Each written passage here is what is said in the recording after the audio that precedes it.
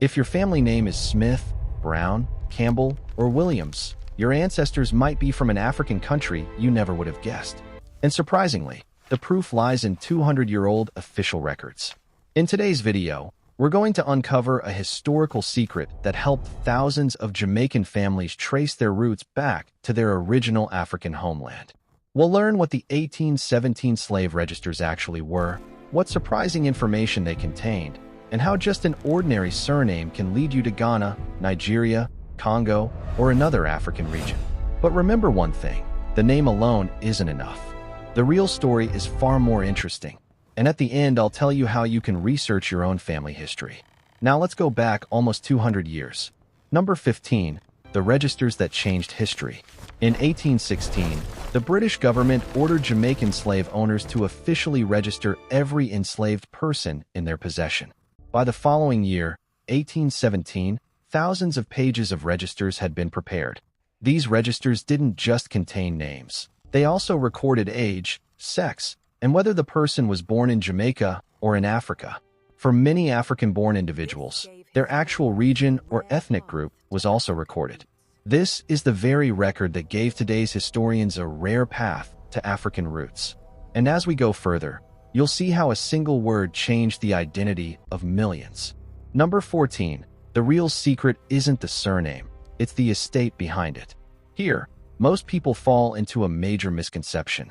Names like Smith, Johnson, Brown, or Campbell aren't African, they're British and Scottish. These names were often given during the era of slavery by landowners, estate owners, or at the time of registration. The real secret isn't what your name is. The real secret is which estate or which parish register that name was first recorded in. Because each estate purchased enslaved people from different African regions. And this is what brings us closer to the actual African roots. Now the question is, which region stood out the most? The answer might surprise you. Number 13. Why Ghana's Gold Coast was so important. Many of the enslaved people brought to Jamaica came from the coastal region of present-day Ghana, the historic Gold Coast. Among them were especially the Akan and Coromantee groups. According to historians, these people were considered brave, organized, and skilled in warfare. In several famous slave rebellions in Jamaica, people from these very groups were prominent. That's why if the word Coromantee appears repeatedly in a particular estate's register, that family's roots often trace back to present-day Ghana. But Ghana wasn't the only country. The next region is still a special focus for researchers worldwide today. Number 12. The region of Nigeria that changed Jamaican culture. Now let's turn to Nigeria. In the 1817 registers, you'll repeatedly find one name, Igbo. These people were mostly brought from present-day southeastern Nigeria. But not only them. People of the Ibibio and Efik ethnicities from the same region also arrived in Jamaica. Interestingly, many historians believe these groups left a deep impact on Jamaica's language, food, religious traditions, and family values. Even today, certain words in Jamaican speech and some cultural traditions trace their roots back to these very African societies. But here a question arises. If a family's name today is Williams or Brown, does that necessarily mean they came from Nigeria? The answer is not necessarily. That's why drawing conclusions just from a surname can be a big mistake. The real proof always lies in the register where your ancestors were first recorded, and knowing which parish and which estate they belong to is the most important step in research. And now, the region we're about to discuss produced people whose resistance in Jamaican history left even British authorities astonished. So don't miss the next part. If you're enjoying historical information you rarely hear in ordinary videos, subscribe to Jamaica Info right now. In every video, we bring authentic historical records, rare facts, and stories that bring you closer to your true origins. And if you stay with us till the end, I'll tell you how you can trace your own family's history yourself. Number 11. The Congolese people who left their mark on Jamaica's soul ****. Now let's move to Central Africa. In the 1817 registers, another name appears repeatedly, Congo or Congo. This wasn't just the name of a country, but referred to a vast historical kingdom and cultural region, which included parts of today's Democratic Republic of Congo, and northern Angola. These people weren't just laborers. Along with them came centuries-old traditions, music, spiritual beliefs, metalworking, woodcraft, agriculture, and a unique system of communal life that reached Jamaica. Research records show that many people who came from Congo did not let their cultural identity completely disappear, even under the extremely harsh conditions of slavery. Over time, many of their traditions became woven into Jamaica's local culture, and even today their influence can be felt in certain religious rituals, musical rhythms, and folk traditions. But here another astonishing fact emerges. Often, on the same plantation, people connected to Ghana, Nigeria, Congo, and other African regions were present together. Different languages, different cultures, different customs. But the harsh life of slavery forced them to build a new shared identity. And this was the very moment from which modern Jamaican culture began to be born. Now the question is, if different African nations lived in the same place, how do today's researchers estimate which family was more connected to which region? The answer lies in the next part, because there we'll talk about Jamaica's different parishes, and you'll learn how even just knowing your family's old district can greatly help you reach your African roots. If you want authentic historical research like this to keep reaching you, subscribe to Jamaica Info now. Perhaps in the next video we'll show you the history of your own surname or your ancestral parish that you've never heard before. If your family name is Smith, Brown, Campbell, or Williams, your ancestors might be from an African country you never would have guessed. And surprisingly, the proof lies in 200-year-old official records. In today's video, we're going to uncover a historical secret that helped thousands of Jamaican families trace their roots back to their original African homeland. We'll learn what the 1817 slave registers actually were, what surprising information they contained, and how just an ordinary surname can lead you to Ghana, Nigeria, Congo, or another African region. But remember one thing, the name alone isn't enough. The real story is far more interesting, and at the end I'll tell you how you can research your own family history. Now let's go back almost 200 years. Number 15, the registers that changed history. In 1816, the British government ordered Jamaican slave owners to officially register every enslaved person in their possession. By the following year, 1817, thousands of pages of registers had been prepared. These registers didn't just contain names. They also recorded age, sex, and whether the person was born in Jamaica or in Africa. For many African-born individuals, their actual region or ethnic group was also recorded. This is the very record that gave today's historians a rare path to African roots. And as we go further, you'll see how a single word changed the identity of millions. Number 14. The real secret isn't the surname, it's the estate behind it. Here, most people fall into a major misconception. Names like Smith, Johnson, Brown, or Campbell aren't African, they're British and Scottish. These names were often given during the era of slavery by landowners, estate owners, or at the time of registration. The real secret isn't what your name is. The real secret is which estate or which parish register that name was first recorded in. Because each estate purchased enslaved people from different African regions. And this is what brings us closer to the actual African roots. Now the question is, which region stood out the most? The answer might surprise you. Number 13. Why Ghana's Gold Coast was so important. Many of the enslaved people brought to Jamaica came from the coastal region of present-day Ghana, the historic Gold Coast. Among them were especially the Akan and Coromantee groups.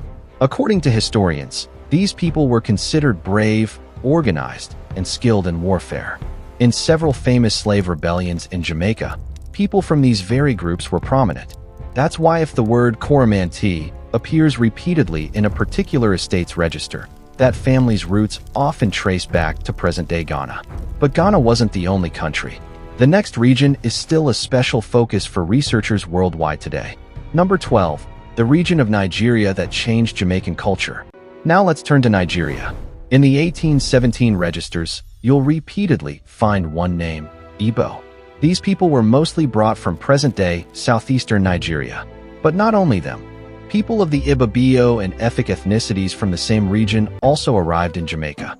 Interestingly, many historians believe these groups left a deep impact on Jamaica's language, food, religious traditions, and family values. Even today, certain words in Jamaican speech and some cultural traditions trace their roots back to these very African societies. But here a question arises. If a family's name today is Williams or Brown, does that necessarily mean they came from Nigeria? The answer is not necessarily. That's why drawing conclusions just from a surname can be a big mistake. The real proof always lies in the register where your ancestors were first recorded, and knowing which parish and which estate they belong to is the most important step in research. And now, the region we're about to discuss produced people whose resistance in Jamaican history left even British authorities astonished. So don't miss the next part. If you're enjoying historical information you rarely hear in ordinary videos, subscribe to Jamaica Info right now. In every video, we bring authentic historical records, rare facts, and stories that bring you closer to your true origins. And if you stay with us till the end, I'll tell you how you can trace your own family's history yourself. Number 11. The Congolese people who left their mark on Jamaica's soul. Now let's move to Central Africa. In the 1817 registers, another name appears repeatedly, Congo or Congo. This wasn't just the name of a country, but referred to a vast historical kingdom and cultural region, which included parts of today's Democratic Republic of Congo, and northern Angola. These people weren't just laborers. Along with them came centuries-old traditions, music, spiritual beliefs, metalworking, woodcraft, agriculture, and a unique system of communal life that reached Jamaica. Research records show that many people who came from Congo did not let their cultural identity completely disappear, even under the extremely harsh conditions of slavery. Over time, many of their traditions became woven into Jamaica's local culture, and even today their influence can be felt in certain religious rituals, musical rhythms, and folk traditions. But here another astonishing fact emerges. Often, on the same plantation, people connected to Ghana, Nigeria, Congo, and other African regions were present together. Different languages, different cultures, different customs, but the harsh life of slavery forced them to build a new shared identity. And this was the very moment from which modern Jamaican culture began to be born.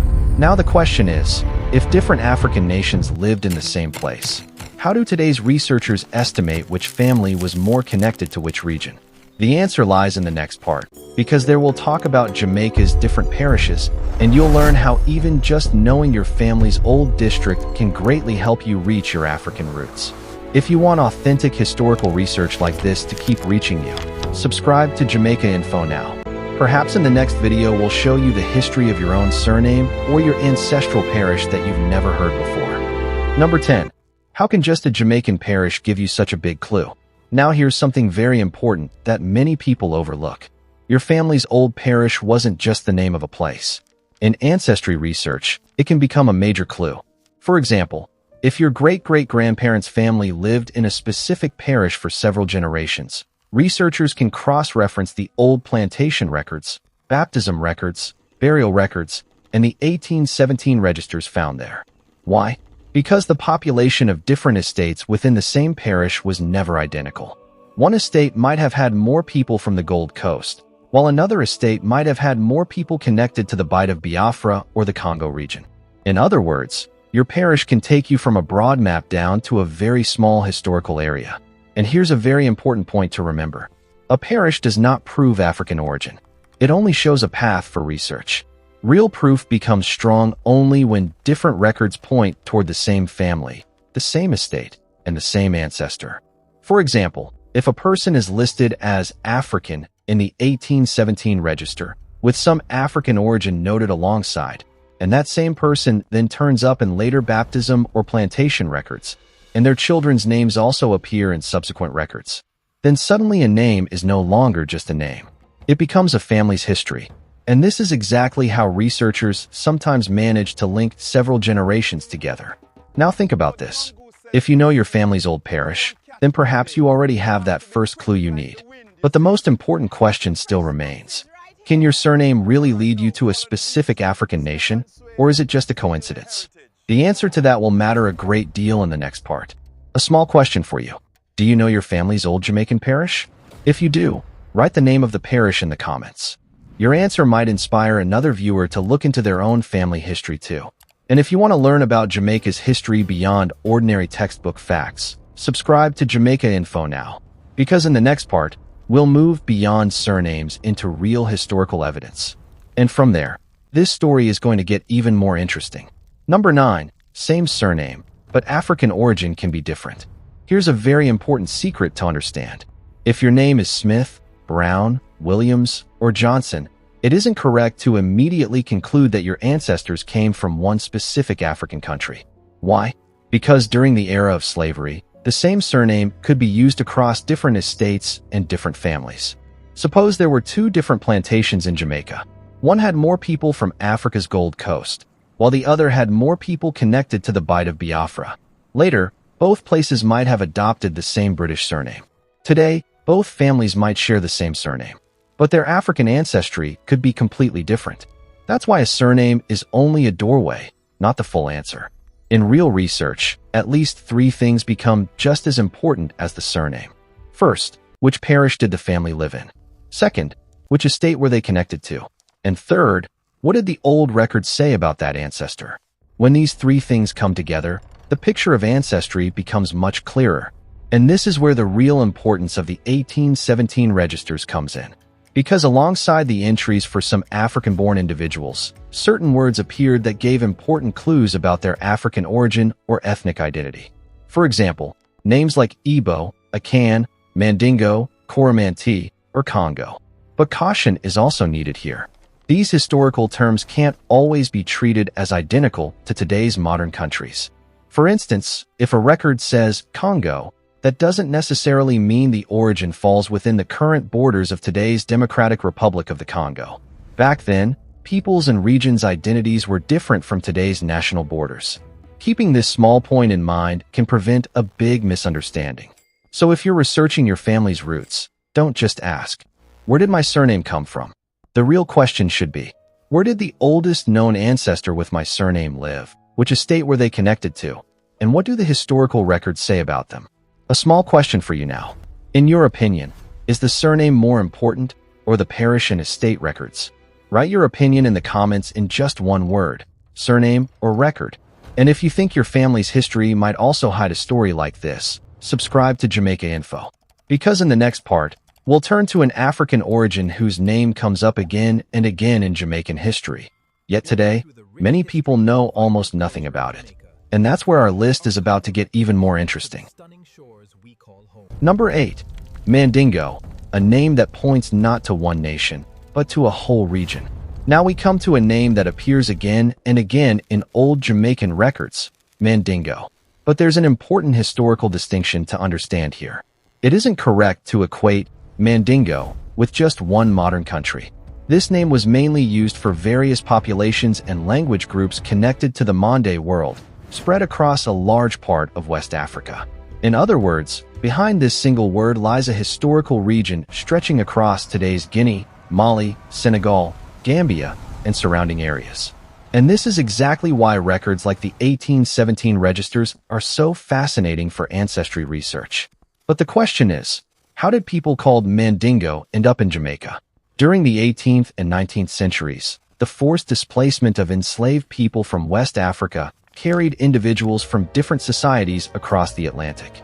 After arriving in Jamaica, these people's identities were often recorded in plantation records in a way that can offer some clues about their African origin. But over time, many original identities became blurred. One person's African identity was present in the record, but their next generation was born in Jamaica. Then that generation was simply recorded as Jamaican or Creole. Then the family received a European surname. And a few generations later, the original African connection had almost disappeared from view. This is exactly why, in ancestry research, looking only at today's name isn't enough. You have to go back generation by generation. For example, say your surname today is Lewis. You go from your father back to your grandfather, then your great-grandfather, then one more generation back. And when you reach an ancestor who appears in early 1800s records, suddenly a new clue may appear before you. Maybe it comes with the name of an estate. Maybe a parish is recorded. Maybe it shows an African-born or Creole identity. And sometimes, even more important information can turn up. This is exactly the moment when an ordinary family name becomes part of a historical puzzle. But let me be clear about one thing here. If your surname is Lewis, Brown, Smith, or anything else, That alone doesn't prove you're Mandingo, Akan, Igbo, or from any other African community. A surname can be a clue, not proof. Real proof comes from combining different historical records together. Now ask yourself a question. If your family's surname only takes you back 100 years, but an old parish record could take you back 200 years, which record would you look for first? Be sure to write your answer in the comments. And if you want to not just hear Jamaica's history, but truly understand it, subscribe to Jamaica Info now. Because in the next number, we'll talk about an African identity connected to an extremely important region of West Africa, and its presence in Jamaican history runs deeper than you might expect. And remember, the further back you go, the more interesting the story becomes. Number 7. Bight of Biafra, a whole historical world beyond Nigeria. Now we arrive at a region whose name you may have heard less often, but whose importance in Jamaica's ancestry story is huge. This was the Bight of Biafra, the West African coastal region connected to today's southeastern Nigeria, Cameroon, and surrounding areas. Large numbers of African people were enslaved and taken across the Atlantic from here. Among them were various ethnic communities, including groups like the Igbo, Ibibio, and Efik. But here's the truly interesting part. When you look at a Jamaican family's surname today, it's almost impossible to tell from that surname alone whether their ancestors came from the Bight of Biafra or the Gold Coast. Why? Because a surname is often a relic of the later colonial system rather than of African origin. The real clue is hidden in old documents. One record might list a person as African-born. Another record might give their age. A plantation document might reveal their owner or estate. And then baptism or other parish records might show the names of that person's children. When researchers put all these pieces together, a scattered family story gradually starts to come together. It's really just like a puzzle. One record alone might not tell you much. But when 5 or 6 different records point to the same person, the picture suddenly starts to become clear. And there's another important part to the Bight of Biafra story. The people who came from here didn't just add to Jamaica's population. Their descendants left their mark on language, food, music, religious traditions, and everyday culture in the generations that followed. So if you look at Jamaican culture today, African history in it isn't just an old memory. It's a living cultural heritage. Now a question for you. If you could learn only one thing about your family, would you want to know the African country or your actual African ethnic group? Be sure to write your answer in the comments. And if you're enjoying these historical stories about Jamaica, where a real person and a forgotten story lie behind every record, subscribe to Jamaica Info. Because now we're moving into the top 6. And in the next part, we'll talk about an African identity whose name is very prominent in Jamaica's history. You may have heard that name before, but the real story behind it, you may never have heard. So in today's whole story, we understood a very important thing. Your Jamaican surname, be it Smith, Brown, Williams, Campbell, Lewis, or any other name, alone cannot determine your African origin. But when we combine the surname with old parish records, plantation records, and 1817 registers, a historical trail can emerge that takes us back many generations. We saw how various African connections such as the Gold Coast, Akan and Coromantee, Bight of Biafra, Igbo, Congo, and Mandingo come to the fore in Jamaican history. And most importantly, this is not just old history. The descendants of these people still keep their heritage alive in Jamaican language, music, food, traditions, family, and culture. Now it's your turn. If you know the surname of your Jamaican family, be sure to write it in the comments. Maybe one of your comments will inspire someone else to find their family history. And if you want Jamaica Info to continue bringing you such historical stories, forgotten records, and surprising information related to Jamaica's past, then subscribe to the channel now and don't forget to like the video. Because our goal here is not just to tell history, but to bring back to light the stories hidden in this history that time has almost forgotten. I'll see you again in the next video. Until then, keep searching for your family story. Because sometimes even a simple name hides a whole story 200 years old. That was Jamaica Info. Thank you very much for watching.